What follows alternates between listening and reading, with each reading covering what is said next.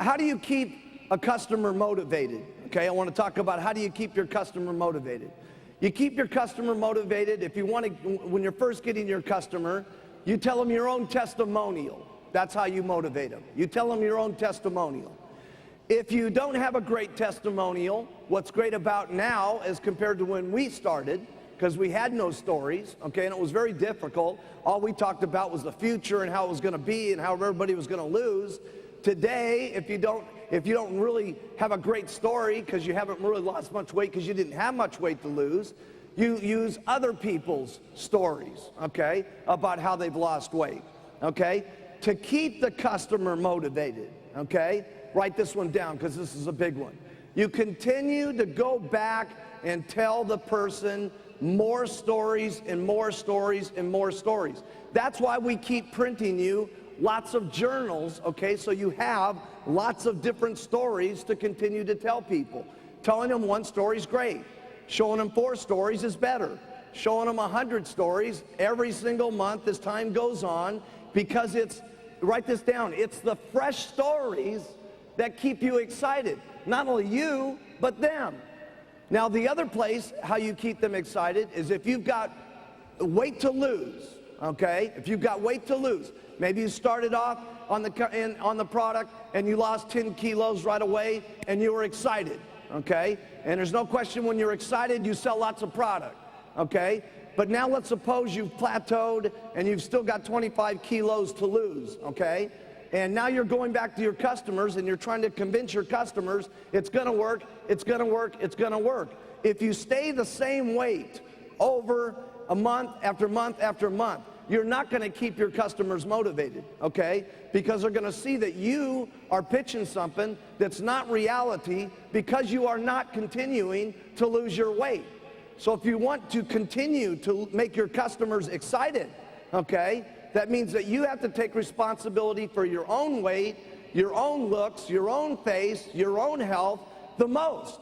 Because that what you are is what you project, and that's what your people believe in, okay? And I'm not trying to put so much pressure on you that if you really got a lot of weight to lose here today and all that you got to get rid of it this week. I'm not saying that. What you got to do this week is you've got to make some progress.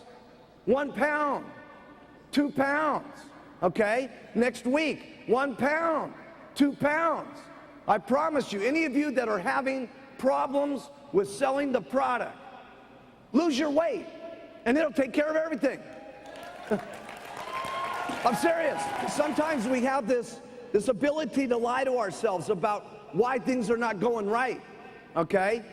And it's keeping yourself excited, okay, is what's the most important.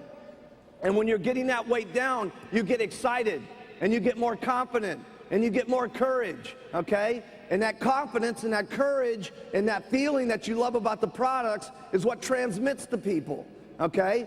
It's not always so much what you say about the products that's important. It's how you feel about what you say about these products that's so important.